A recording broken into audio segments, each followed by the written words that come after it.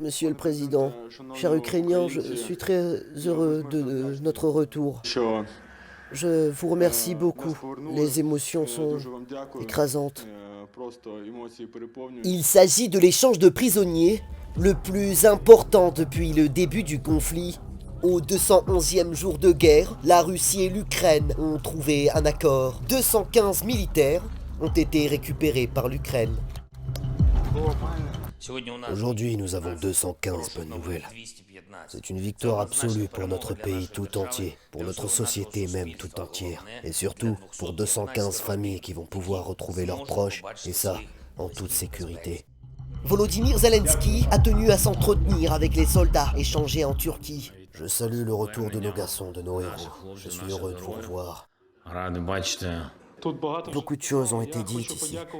Je veux aussi remercier tous les défenseurs de l'Ukraine qui, en ce moment, ce jour, à cette heure, en train de mener des combats sur leur poste de combat, qui se battent pour notre Ukraine. Monsieur le Président, je vous remercie de la part de toutes les forces armées et marines qui ont défendu Azovstal.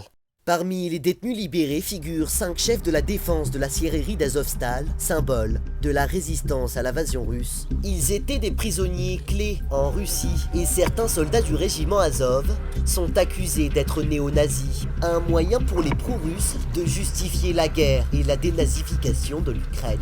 Côté russe, 55 prisonniers ont été relâchés, dont l'ex-député Viktor Medvedchuk, un proche de Vladimir Poutine. Non, c'est pas une honte d'échanger Medvedchuk contre de vrais guerriers. Il a mené toutes les actions d'investigation conformément à la loi.